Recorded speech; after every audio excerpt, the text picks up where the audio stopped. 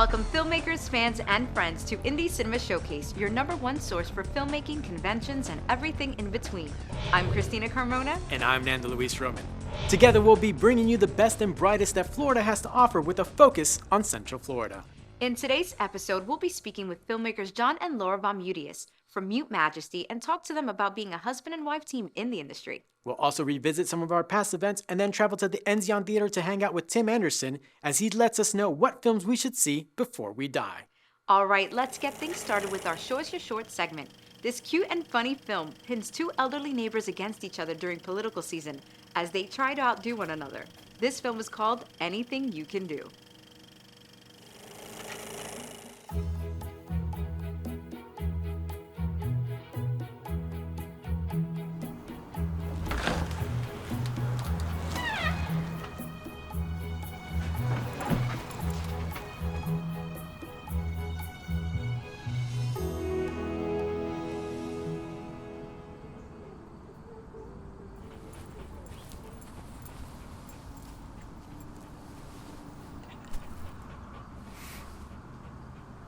Hello, Leroy. Henry. Good weather today. My knees are calling for a cool front. Yeah, okay then. Well, you have yourself a good one, Leroy. You too, Henry.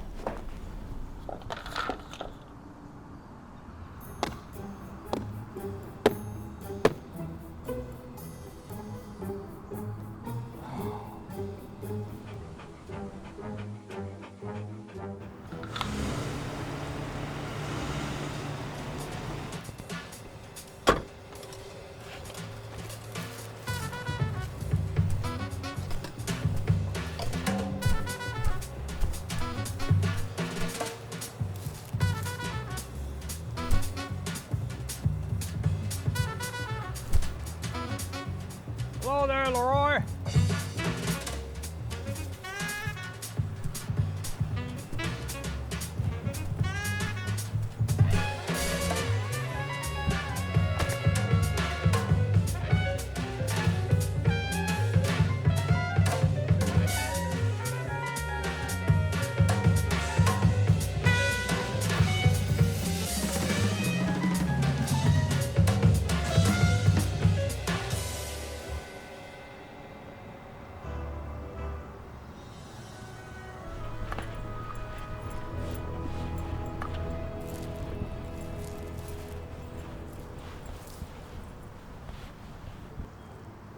Morning, Leroy. You ready to give up yet?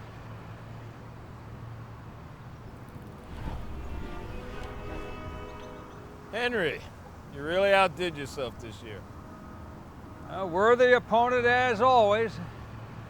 See you in the morning. 7 a.m. as usual. I'll be ready.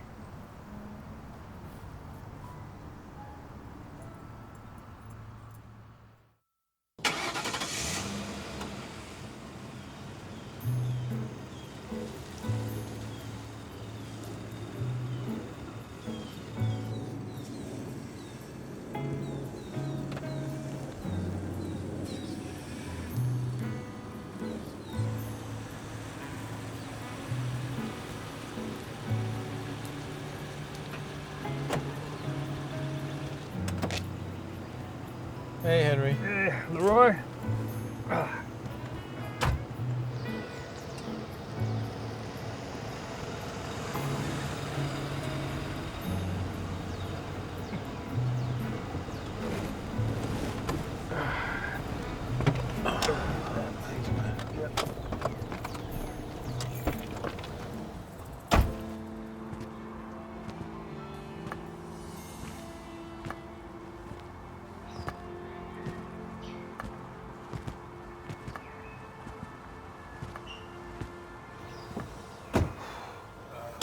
Did you get your sticker? Oh, yeah, my sticker. Yeah, I did, see?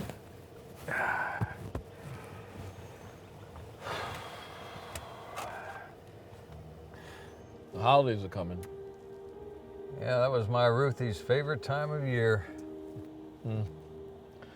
I remember. She loved talking to the kids when she was doing her holiday baking. Yeah.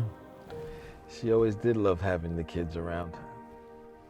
But you do know it was my Martha who made the best apple pie. Sure, Leroy, sure.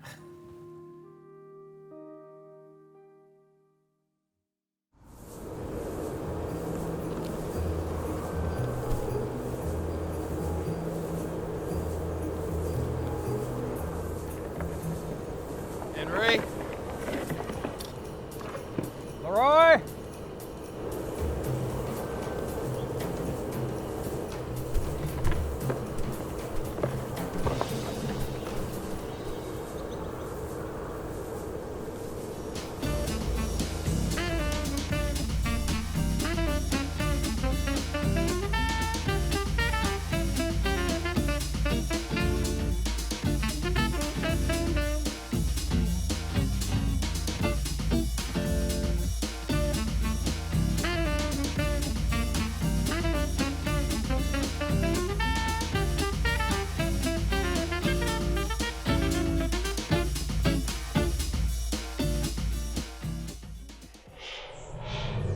As a child, John loved taking things apart to see how they work. Laura loved drawing and working with clay, and together are now a power couple in the industry through their company, Mute Majesty. From editing, producing, and directing, their company have worked on TV shows, commercial, and feature films. So for today's Industry Insight, we're speaking with John and Laura VonMutius. Hey guys, in the studio today we have John and Laura VonMutis from Mute Majesty Production. Guys, welcome to the show. Thanks for having us. Pleasure having you guys here. Yeah. All right, so we're just going to get right into it. How did you guys get started in the industry? Oh, yeah. Well, I actually started as a graphic designer, working in the corporate world, and I went to school for graphic design, and when I got back from school, the company I had already been working for, they said, well, we don't need any more graphic designers, but we just started a video team. Do you want to be on the video team? I was like, sure.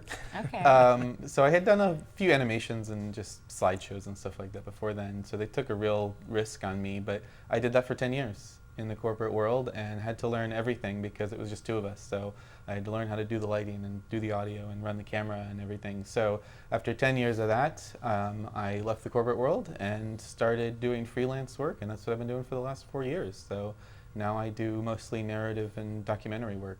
Wow. And same with you. How did you get started? So by proxy, essentially, Okay. when John started working, doing narrative stuff on the side for fun, he is my business partner, but also my life partner. So I realized if I didn't participate, I never saw him. And I want to spend time with him. So I was like, put me on set. What can I do? I'll get food. I'll do catering. I don't know, take paperwork, whatever you need me to do. So I kind of jumped into it that way, and he put me to work on set, and then I've helped on all of the short films that he started with, and then on others as well. Oh, wow, that's fantastic. So, I mean, I feel like it's kind of the same with me. Nando's my best friend, but my husband's also in the industry as well, in music. And I personally feel like it kind of helps to work with someone you know. How is that for you guys? It does work out well. One, we have pretty good communication, so it means that we are able to discuss and make sure we know what we need from the other. I typically work as the assistant editor since most of what we do is editing. I'm also the morning person, so I'll get up early and start work, and then whatever I sort of work and assemble in the morning, he'll take over in the evening when he's more apt to work. So we kind of can work a lot more hours than one person could because both of us are working on the project at different times throughout the day. I don't think neither one of us is a morning person. So. we can't understand that concept. That's great. No, I love that. I love that dynamic. Now, what kind of stuff do Mute Majesty Productions work on? Yeah, so we both do stuff independently as just gig workers, but Okay. Mute Majesty Productions, together, we're involved in producing some short films. So since 2018, we've done one called Time Was, as our first one that we did together. We did one called Anything You Can Do, which she actually wrote and directed, her first directorial debut. We did another one with a friend of ours called The Protege. We just wrapped one up called Dance for Me, and that's actually making its way through the festival circuit right now. Wow, very cool. Now, is there when you're coming up with the project, is there some sort of like a genre that you're more drawn to, or a storyline that's something that pops up more often for you guys? So not so much for genre, but definitely it has to have heart. Okay. Like we don't care if it's a horror or sci-fi or romance, whatever, as long as it sort of has that universal heart to it that sort of is just going to speak to all people and have a good message overall. Yeah, and we really want a message. It doesn't have to teach a lesson necessarily, but we really want a broader message than just here are the characters and here's what they do and here's how they succeed or fail. It's like, what is the broader message to the audience that's gonna resonate and like make a difference? Right, right. And where do you find your inspiration for some of your stories? Do you both write, or are you mostly the writer? And I don't even think I would consider myself much of a writer, other than sometimes like the story just comes to me and I literally will spit it out like in one writing session. Right, okay. So it is in all sorts of things that will be, you know, I love to people watch, so that sometimes will get my stories. I mean, I feel like the best stories are like the ones that just happen right in front of us, right? Yeah. Or just, seeing a person and be like, oh, what would I write about that person? This person, just by looking at them, what does that tell me? Who are they? The one that I wrote and directed back in 2019, Anything You Can Do, I got the idea driving home. It was election season, and there was yard signs starting to pop up in people's yards. And I started thinking how funny it would be if people were competing to have the most yard signs. And the story went from there. Oh, So, I love that. Yeah. I love that. And I also love the fact that you've kind of just gone into this field and now you've written and directed your film. I mean, that's a feat. Congratulations on that. Thank you. Has it been difficult at all being a female? Oh, definitely. I definitely feel that way. It's sometimes I'm the only female on set, but that's fine. I can hold my own. There you go. I like that. And up to this March, I actually left my sort of normal 9 to 5 to do filmmaking full time. So I definitely feel more confident now that this is my full-time job and it's not just my side hustle or my side hobby, you know. Wonderful. Now, what's the ultimate goal? The ultimate goal is to edit feature films. We do mostly post-production. I'm also a cinematographer. I love being on set. I love lighting and cameras, and I do that when I can, when it calls to me, but most of our income comes from post-production, and that's what we really like to do. So the goal is to be editing studio feature films eventually, but you know how it is to break in, so you just gotta keep working your way up. I mean, right now we're working on 3 independent features and 4 short films. I'm attached to a documentary series and a documentary feature when they get the funding, so it's all coming together. You guys It's just are going to take busy. some time. Oh, yeah. Wow. We are really busy. Yeah. Now we understand why you take the morning half and he takes the afternoon. I Yeah, have to split it up like that. Yeah, we always say, like, as an independent production house, it's like we have 12 to 14 hours of working time, because she gets up at 8 and does her thing, and then I can work till midnight or 1 a.m. sometimes, and it's like we have very little downtime between the two of us. I love that you've made it work, though. Yes. That's We have, fantastic. yeah. I love And that. actually, I mean, so she did her first film, Anything You Can Do, and it's kind of ironic because I always feel like anything I can do, she can do better, and I'm always a little afraid to introduce her to something new, because then I'm not going to have anything anymore.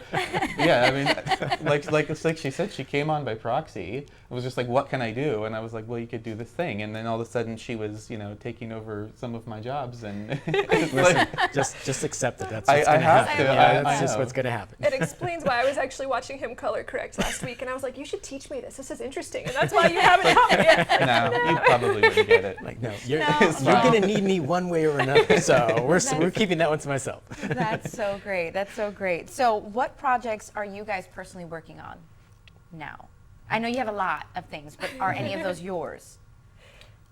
Yes. Yeah, go ahead.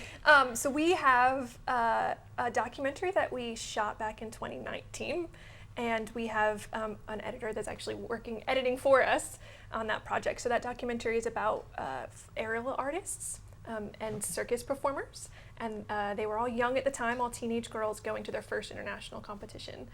So we followed them. And so All the way to Las Vegas. all the way to Vegas in their competition. Yeah. So that documentary is in the works. And then we have a couple things written that are sort of in some early pre-production that will hopefully be filming. In Florida, you can't film in the summer. It's too hot, in my opinion. I mean, so it's always summer in Florida. But it's true. Yeah, but those like 2 weeks that we get, yes, you know? right. But if I get to choose the time, I'm going to wait till like December, January to actually shoot. Because especially when you write outdoor scenes. When it's outside, exactly. Right. Yeah. Can't do it inside, so we'll wait to sort of film that probably to early next year. Yeah, and we have one that we just wrapped up. I say just wrapped up. Time flies, but. Sometime in the third quarter of last year, we wrapped up a short film called A Good Home, and that's still making its way through film festival circuits, and that was a short, soft sci-fi film. Nice. Now, you guys are working on lots of things, and so many of our viewers are filmmakers, but they're also actors. We also have actors come in. So when you guys are having castings for any of these, where do you post them? Or do you post them? Yeah, I mean, I like to use Backstage casting, but I also end up finding a lot of people through the Facebook groups. So there's like Florida actors auditions and more, and there's Florida's paid work and all those that I usually go through, and I just post a call and see what I get. But in terms of casting websites, I use Backstage. Yeah. And I'm always watching. I do work on other people's films as a script supervisor, and I'm just always watching the actors, the background actors, and just kind of like taking note, because I'll reach out if I think somebody was good for a project that we have in the future. I'll reach out. Networking. The lifeblood of our business. Yep. It's like you seem I like, think hey. we say it every interview. Every interview is like, how important networking is, and just always being on, like you just said. I even look at the background actors. Everything you're doing is important. The way you behave on set is important. Somebody's always watching and taking notes. So. Yeah, and for the young actors, like the young ones. it's a big thing, because you never know who's watching on especially these independent sets, because someone who's just a PA might direct their own things. It's just we're all doing favors. So you can't assume that if they're a PA or a grip that's their job, that's their career. 100%. Exactly. So if folks want to find out more information about Mute Majesty and what you guys do or how to get in contact with you, where can they go to? Yeah. Take that. To our website, which is mutemajesty.com. Info@mutemajesty is how you can get to us by email as well. Wonderful.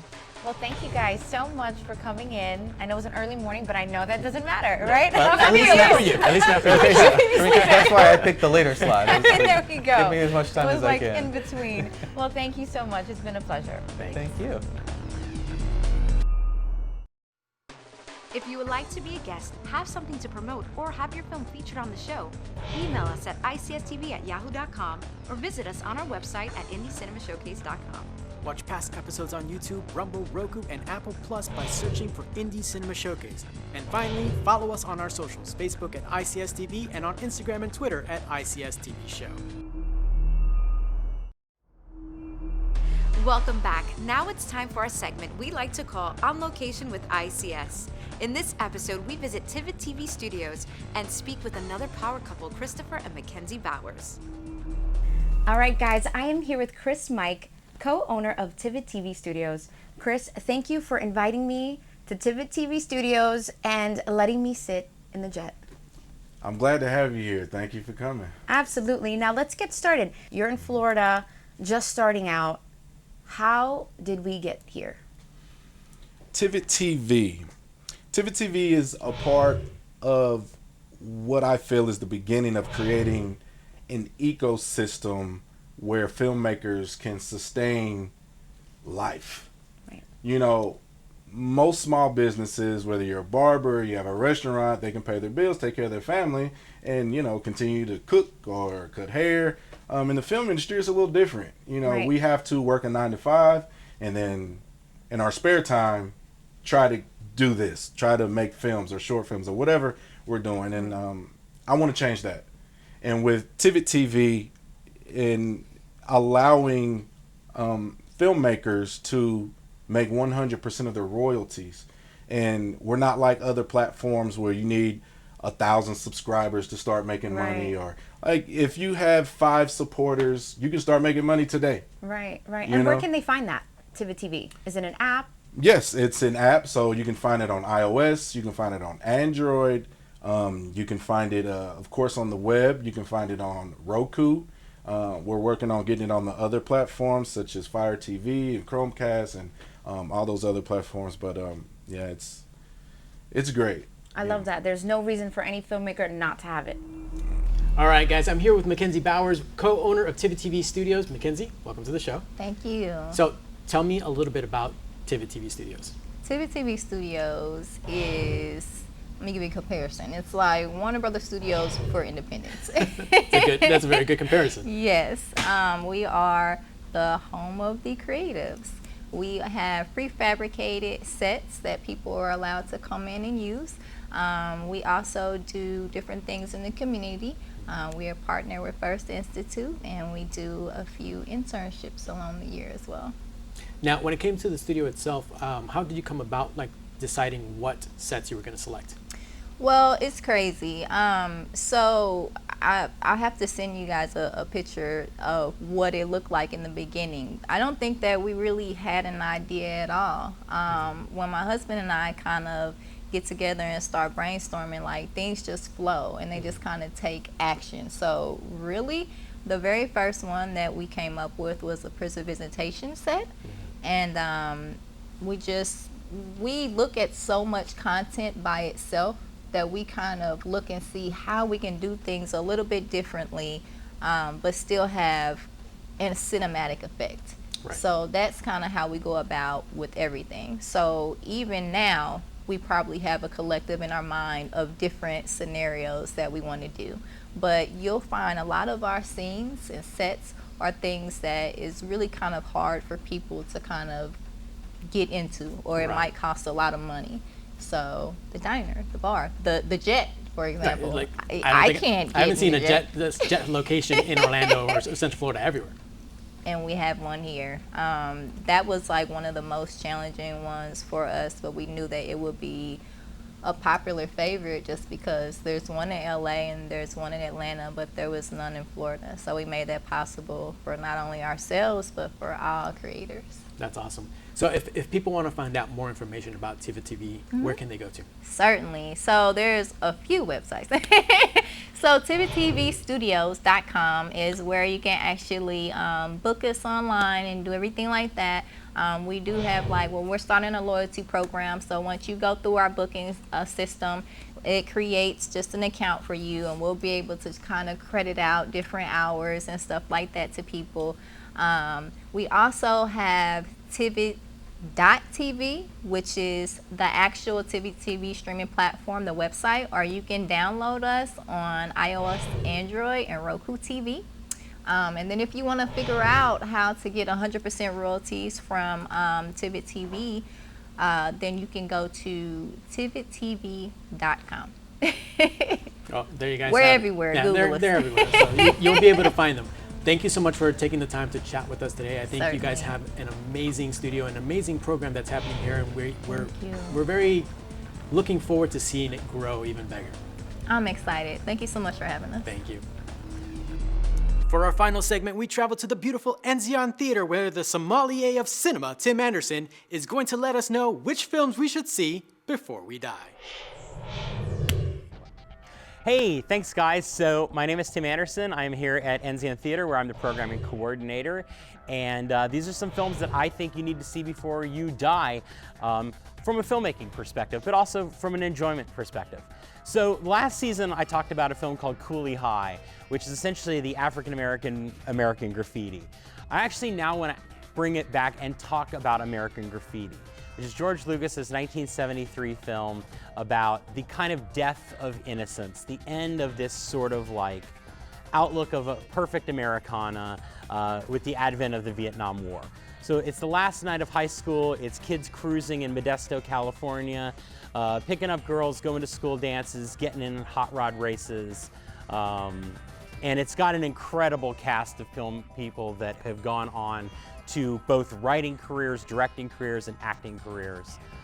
Just an unbelievable, untold amount of riches from performance side in this movie.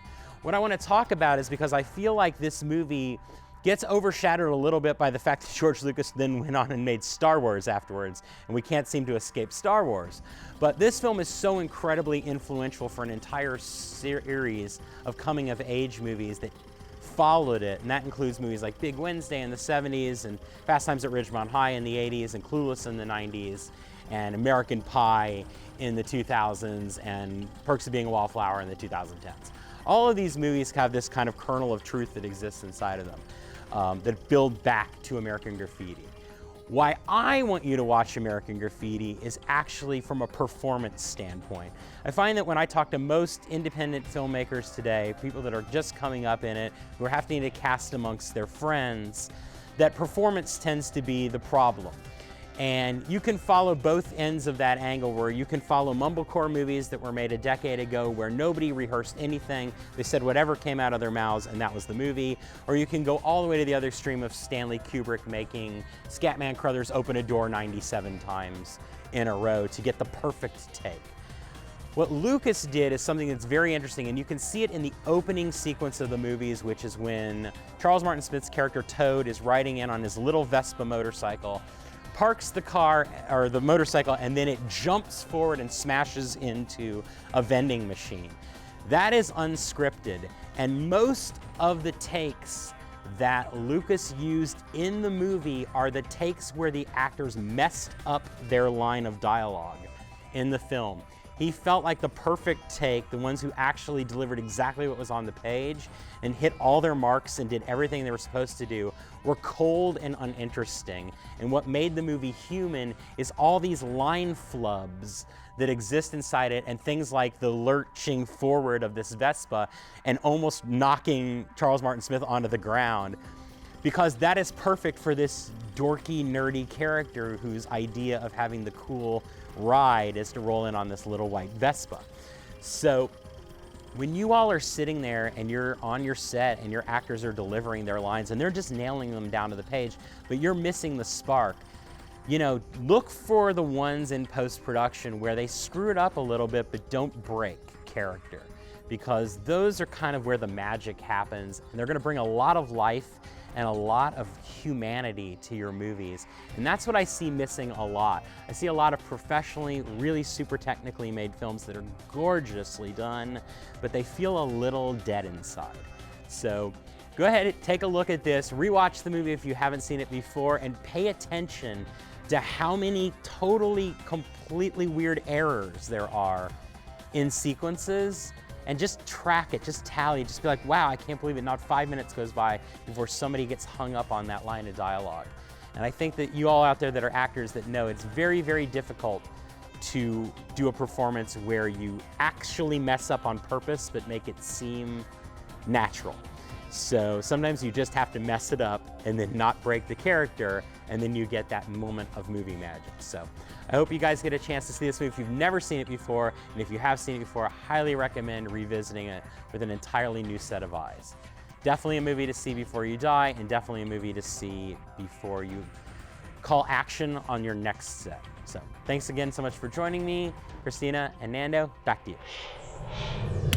Well, that's all the time we have for this episode of ICS. We want to thank John and Laura VonMutius for sitting down with us, and Tim Anderson, as always, for those great movie suggestions. We hope you learned something new, saw something that you love, or got inspired to get off your couch and go make a movie of your own. Who knows? It might be good enough for us to screen on the next Indie Cinema Showcase.